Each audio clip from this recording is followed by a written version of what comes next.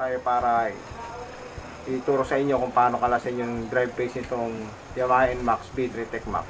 So tara guys, samahan niyo ako. Yun guys, bali paano nga ba kalasin yung drive phase ng Yamaha NMAX B3 TechMax? So kailangan natin puller guys, ito yun. So special tools para dun sa pangkalas natin. Samahan niyo ako, kalasin natin. So yan guys, bali babaklasin po natin to lahat. Bali yung cover na yan, tatanggalin natin. Yan. Pati yung filter po na yan, air filter, kalas po yan. 5mm lang po lang gagamitin natin dito. Bali 6 na tornilyo po yan. Kakalasin natin. So yan po. Para matanggal lang itong cover na to. Yan. So kalasin po natin guys. Yan.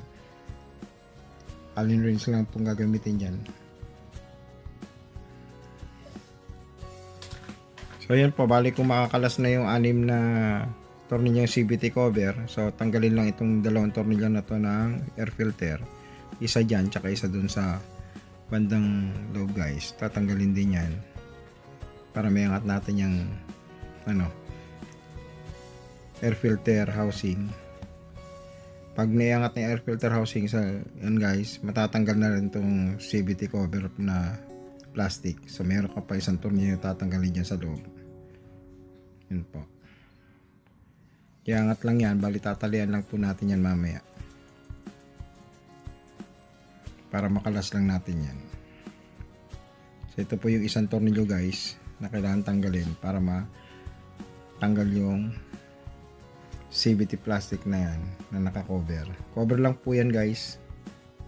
So yun po, pag natanggal natin tornilyo na yan, bali may angat na po natin cover. So ganyan lang po. So yun guys, bali tinali lang po natin air filter housing nya.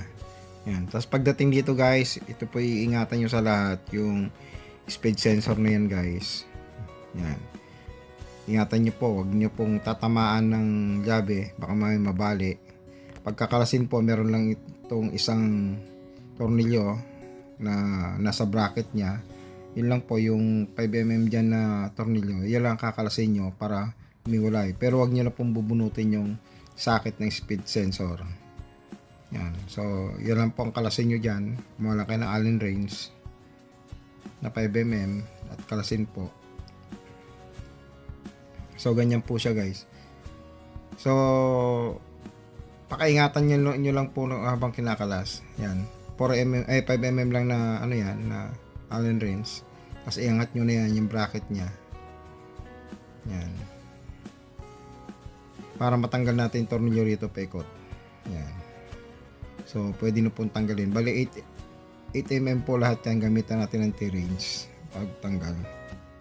So yun po, bali tatanggalin na natin ito. Itong pinaka housing nya mismo.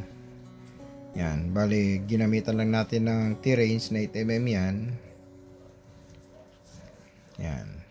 So, pag binalik po yan guys, wala namang problema. Pare-parehas naman po ang sukat ng or haba nitong bolt. Kaya wala pong kaso yon kahit magpalibaliktad po yan.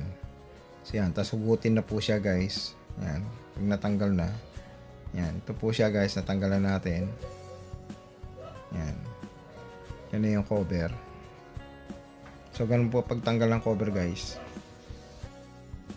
So, itong belt po mamaya guys, bali kukompress lang po lang natin ng gusto yan. Hihigitin natin ng todo para yung clutch housing guys ay makompress at matatanggal natin yung drive pulley ng buo.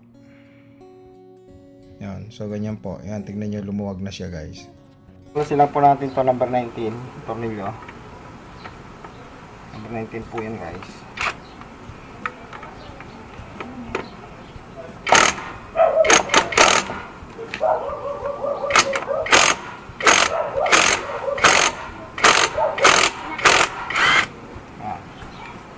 Yan na. Number 19 po ang tornilyo. So, kalasin natin ito guys.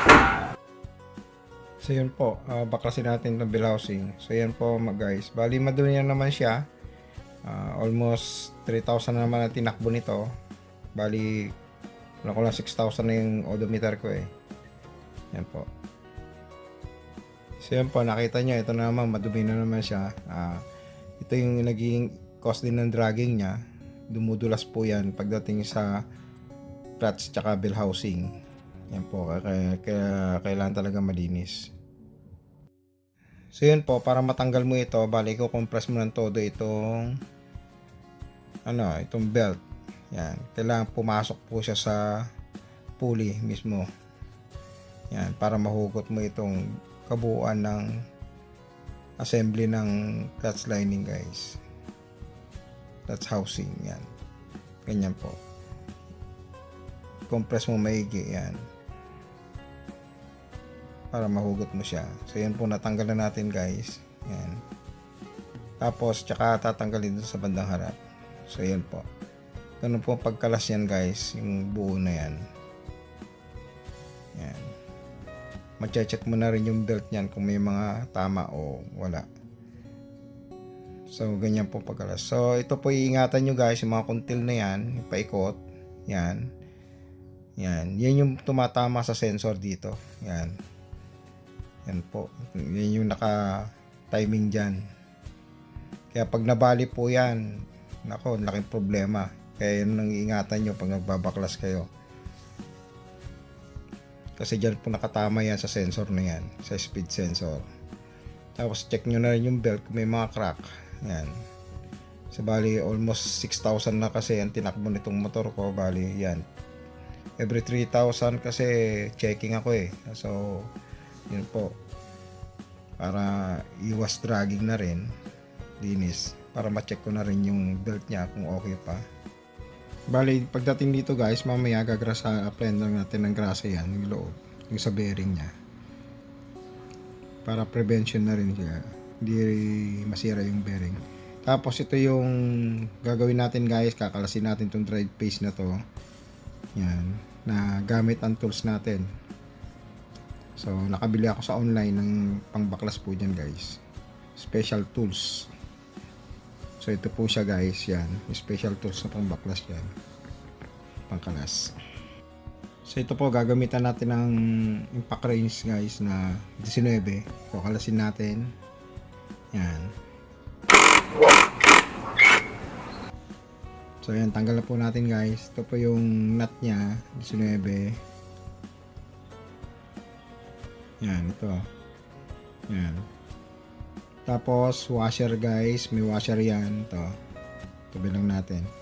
Tapos ito yung sinasabi nila na kailangan pag binaklas ayusin kasi meron timing. So tingnan po natin. Okay, bali babaklasin natin. Yan. Yan, guys. Ito yung pinaka drive paste nya, guys, na isa. So yun po. Tapos ito yung kakalasin natin na gagamitan natin ito ng binili natin na special tools. Okay. So ito yung pinapasok na ganyan, guide. Tapos hihilain ito. I-slide natin yan, guys. Hilain mo na lang yan, guys. Tapos ito. Dito ang hawak, guys, sa may pinaka-bushing niya. Yan. Diretso mo lang na gano'n. Tapos kukulin mo sa ilalim, guys. Yan. Kasi isang buo yan eh. Yan.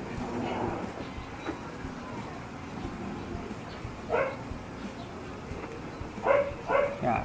So ito yan, guys. Yan. Yan po. Meron po kasing langis yan, guys. Special na langis. Yan. Okay. Yan po. Yan yung itsura niyan, guys. Okay.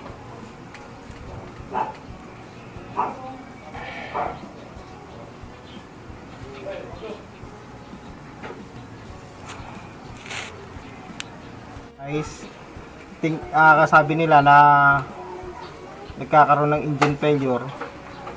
Siguro pag pinalas mo na ito, yan, at nawala sa alignment itong sensor. Yan. May sensor kasi yan, guys. No. Ito. So huwag nyo nang kakalasin ito. So bali, linis lang kayo dito. Okay. Yes, natin.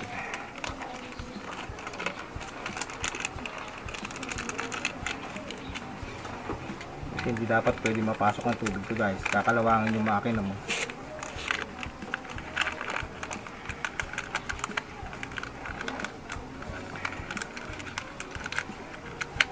Yan.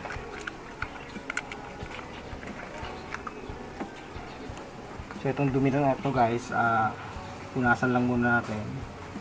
Yan, yung paligid para hindi na mag-penetrate yung tubig yan mamaya. Kasi yan, iniwasan natin yung kapasok ng tubig guys. Yan.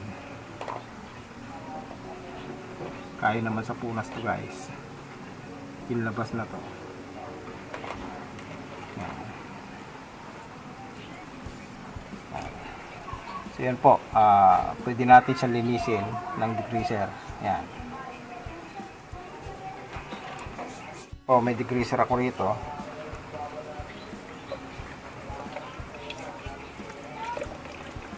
Linisin natin yung degreaser. So, brush lang po ang gamitin natin. Yan. Tapos mamaya, tubigan natin.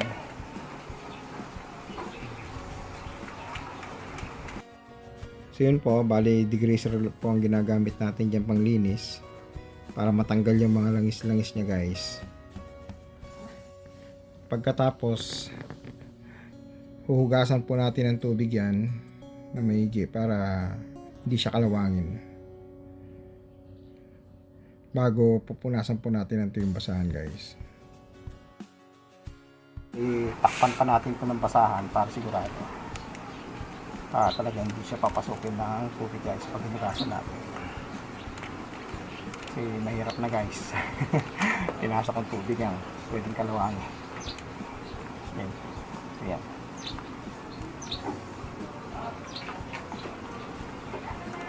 Yan.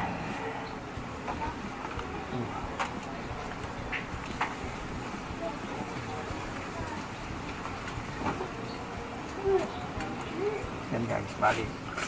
Higit natin ng tubig. So yan po, pag lilinisin nyo ng tubig ay hugasan nyo maigi guys para hindi siya kalawangin. Kasi degreaser ang ginamit natin pang ano dyan, pang linis. So kailangan hugasan maigi ng tubig. Yan. Yung wala talaga matitira yung degreaser kasi pwede po kalawangin yan. Yan.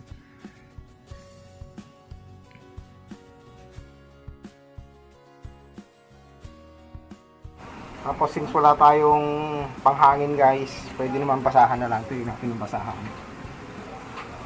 So yun po, bali kung wala ka namang panghangin talaga na pantanggal ng tubig. So pwede naman itong yung basahan. Basta punasan mo lang maigi guys. So pwede na tanggalin ito. Yan. Isusunod na lang natin dito guys yung dry paste. So ito, lilinisin na lang din natin. So ito guys, dry paste. Ito naman dry paste na ito, walang problema kahit na mabasa mo lahat yan. So yun po, bali in-apply pa rin natin ng degreaser to para matanggal yung mga langis-langis niya. Tapos tsaka natin hinugasan. Saka natin patutuyin ng basahan. Tuyuin na lang basahan ulit.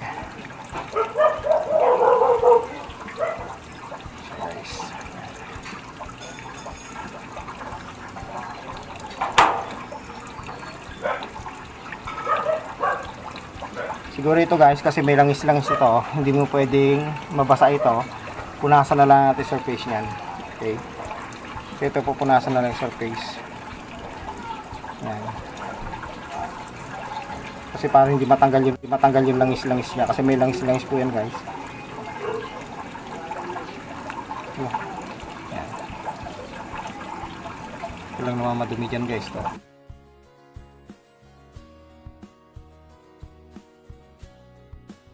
So ayun guys, bali applyin din natin ng grease yan. Ito yung tatama rito sa sealed na yan guys. So konting-konti lang, applyin nyo ng konti lang para dumulas lang siya, pampadulas niya. Yan, ganyan po. Nipisan nyo lang, huwag naman sobrang dami. Importante, pagpasok dun sa oil seal is madulas lang siya guys. Yan. So, papasok po natin na ganyan yan guys. Yan.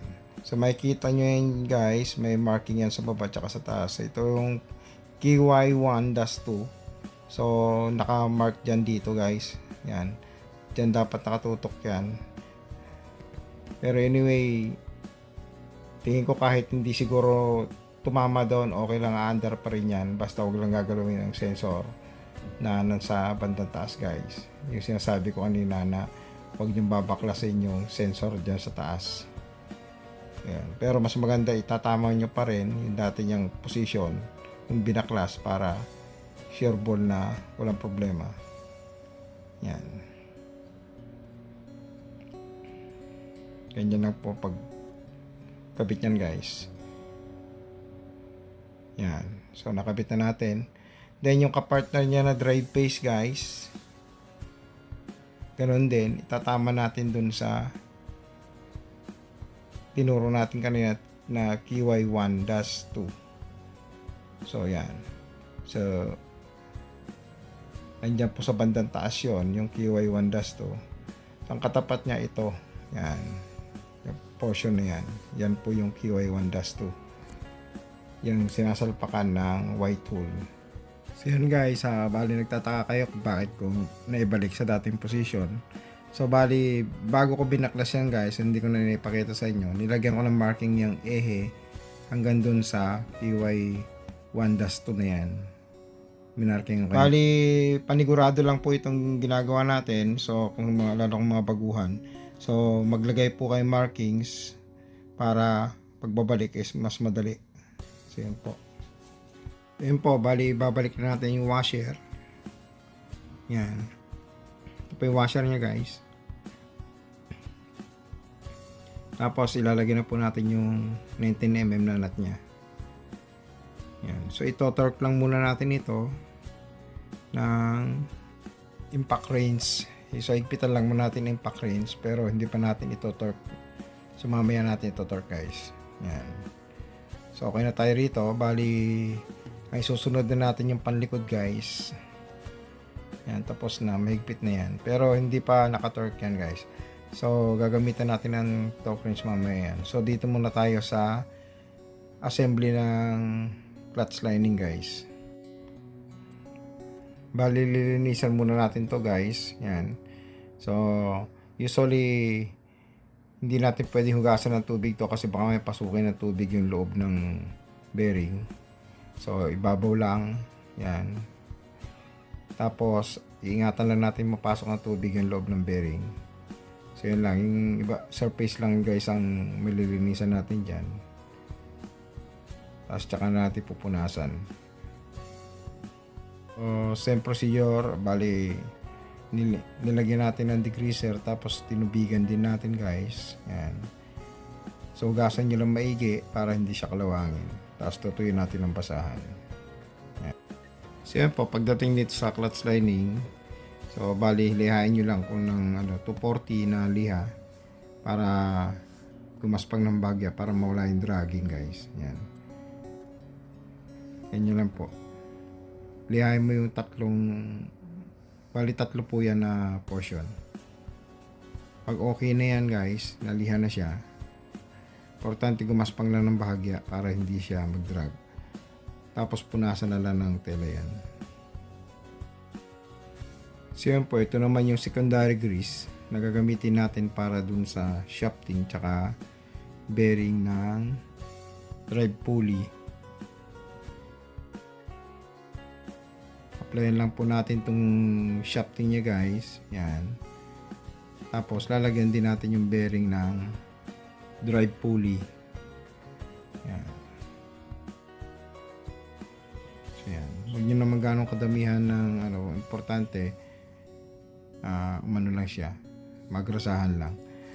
So ito, punasan lang natin yung bandang labas. Tapos yung loob na bearing, lalagyan lang din natin. Yan, para ma-prevent natin yung lifespan ng bearing. Yan. So ganyan po gawin nyo guys para tumagal yung bearing. Bali, yung bell housing guys, lilinisin din natin ng degreaser. Yan. So wala nang problema kahit mabasahin nyo lang lahat yan. Basta hugasan nyo lang maigi ng tubig pagkatapos. Tapos pag okay na, patuyuin lang ng basahan. Yan. Para mawala yung dulas guys. Yan, ganyan lang po ang pag-ano niya, pag maintenance niya. Okay, ang harapan po natin ay 59 ang torque niya. Tapos itong torque drive guys, isa-set natin ng 59.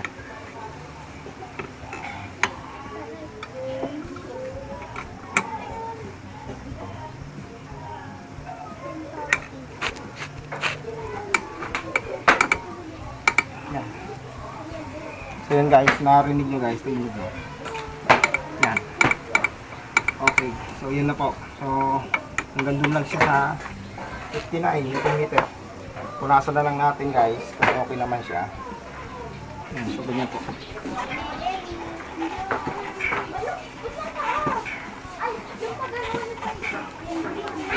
Kailangan mo papasok mo kasi ng todo yan guys. Dahil pag hindi mo na papasok yan, ganito mahirapang isalpak. So yun. Tapos pwede na ito ilagay dito. Yan.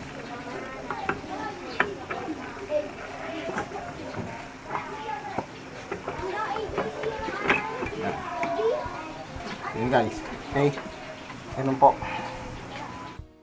So yan, bali kakabit na po natin itong bell housing guys. Yan. So tutusok lang po yan. Tapos ito po kabit yan guys. Yung may sleeve nasa bandang babaw. Yan. Punasan muna natin bago i-kabit. So ganyan po. Yan. So yan, bali apply natin ng konting grasa guys na yung pang secondary grease nya. Yan. Konti lang para dumulas lang po dun sa bearing pag pinasok natin yung yung housing. Yan. Bago isusunod na natin dyan guys, ilagay yung lock. Yan. Ito pinaka-lock nya. 19mm po yan. So torque lang muna natin. So yan, naigpitan natin konti. Siyempre kailangan natin ng torque range. So set up natin yan ng 49 Nm guys. Yan. Siyempre hindi natin mahigpitan yan guys kung wala tayong pang kontra. So meron tayong pang hold ng bell housing guys. Yan. So para makontrahan natin siya para hindi siya umikot pag tinorque natin yan. Oh yun, tumulog na kagad guys. So 49 tumulog na kagad. Ayan guys, lapit ko sa inyo para marinig. Ayan, okay na. Ayan. So 49 lang dapat yan guys. Okay. So testing mo natin guys.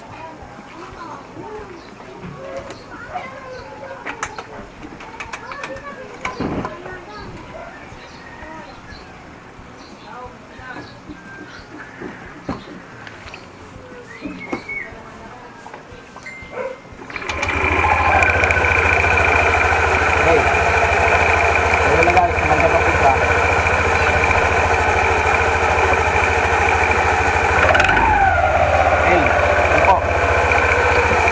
So, ganun po yung paglagay ng pagtanggal nitong drive piece ang unahan. Although, ito wala namang marking dito guys. So, ang ingatan nyo is yung bandang loob kung na kayong babaklas ko.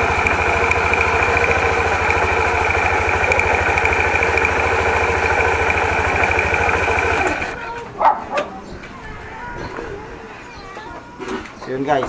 Ganun po ang pagkalas nitong drive piece sa unahan na may gamit kang tools ito. special tools. Anyway, yung nakikita natin sa iba, binabaklas ng diretso to, pwede naman. Ingatan mo lang na pag hinugot mo yung ito, kasama yung drive pulley, pag ay pinaka-drive face, pag hinugot mo is kasama dapat yung shaft niya, guys. So yun po, bali itong portion na to is itong drive phase, wala po siyang timing ito. Yan, kahit saan mo siya ipwesto, okay lang.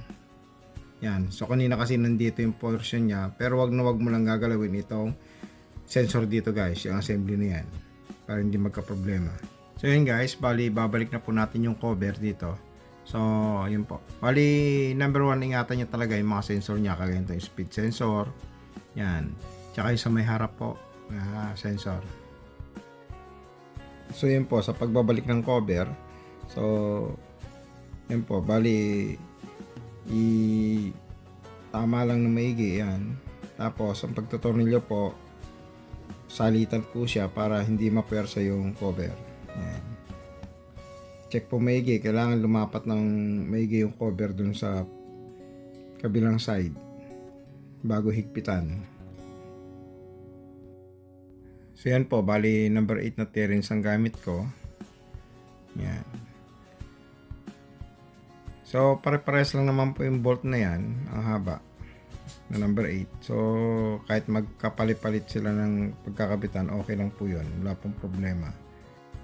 So ganyan lang po, bali higpitan lang. So yun guys, kapag mahigpit na yung mga tornilyo mo, yan, pwede mo na siya isa-isahin na ikutan na higpitan para may torque siya.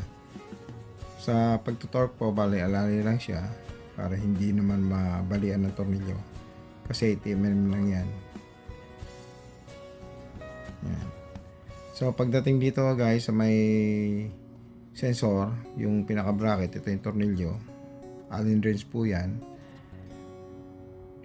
Bali 5mm lang po ang gagamitin dyan na Allen wrench. Yan, kakabit na po natin yung pinaka bracket ng sensor. Yan, ganyan lang po guys ang paglagay niyan. Bali ito po yung pinaka filter niya na foam, bali washable naman po yan, pwede yung hugasin yan guys. Baliktaran naman po yan, basta linisan nyo lang. Yan. So ikakabit na rin po natin yung pinaka plastic cover niya guys. Ito. Yan, lalapat lang natin. Bali 6 na tornilyo lang po yan, so magkakapares din ng sizes. Yan, magkakapares lang po yan. Kaya kahit magkabali-baliktad, okay lang din. So yun po, kung paano nyo binaklas nung una, so ganun din pagbabalik nyan. Yung 6 na bolt na yan. Bali, ingatan nyo lang po mawala yung mga goma nya. May goma po yung bolt na yan, yung 6 na piraso na yan. Tapos gamitan lang ng Allen wrench panghigpit po. Bali pa kanan po lahat ng higpit ha. So pag paluwag din is pakaliwa. Ayan. Ganyan lang po yan guys. So simpleng simple lang gawin.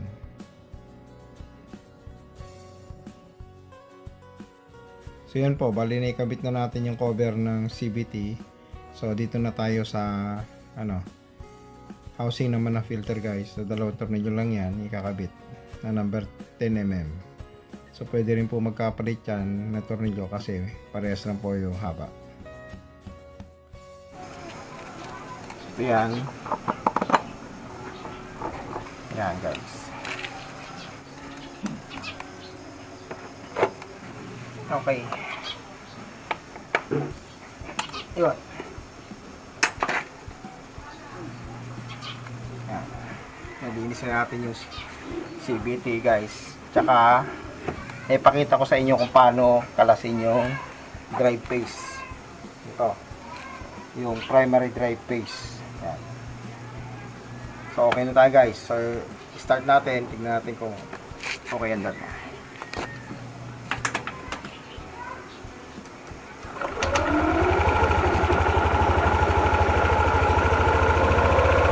Yan guys. Nice na guys.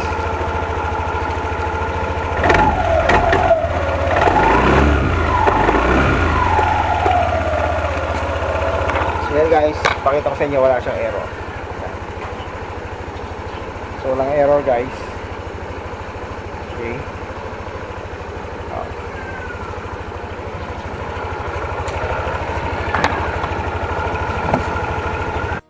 Yun guys, bali natapos na natin pakita sa inyo kung paano magkalas ng drive phase ng Yamaha NMAX B3 TechMax. Sana may nakuha kayong kalaman sa vlog ko na to. Thank you for watching. Please like and subscribe to my YouTube channel. Thank you.